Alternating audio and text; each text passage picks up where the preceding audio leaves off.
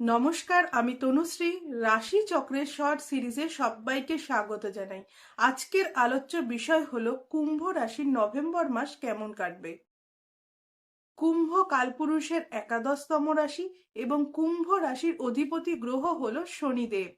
দ্বিতীয় পতি বৃহস্পতি বক্রী এবং দ্বিতীয় ভাবে শনিদেব বক্রী হয়ে অবস্থান করছেন এবং তার ওপর রাহুর দৃষ্টি রয়েছে।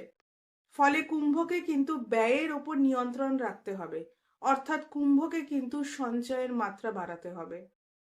আমরা আগেই বলেছি কুম্ভ রাশির অধিপতি হলো শনিদেব, তিনি বক্রী হয়ে অবস্থান করছেন।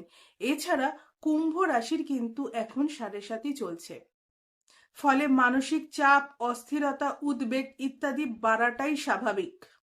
তবে 28 অক্টোবরের পর থেকে কিন্তু এই মানসিক চাপ, উদ্বেগ, অস্থিরতা কিছুটা হলেও কমতে দেখতে পাওয়া যাবে কুম্ভের ক্ষেত্রে।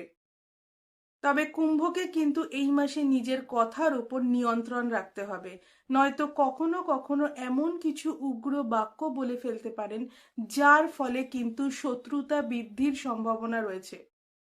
কুম্ভের ক্ষেত্রে বৈবাহিক জীবনে কিছু অশান্তি থাকলেও 16ই নভেম্বরের পর থেকে কিন্তু কিছুটা হলেও বেটারমেন্ট দেখতে পাওয়া যাবে।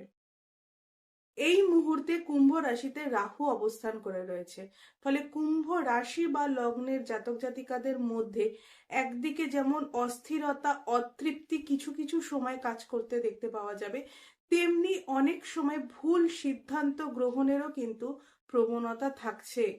এছাড়াও কিছু কিছু সময় রাগ বৃদ্ধিরও সম্ভাবনা রয়েছে।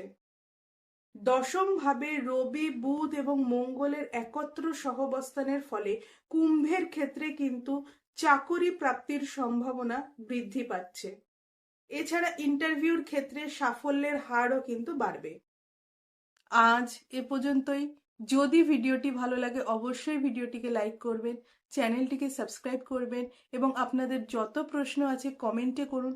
আমি চেষ্টা করব আপনাদের প্রশ্নের উত্তর দিতে। সবাই ভালো থাকুন, সুস্থ থাকুন।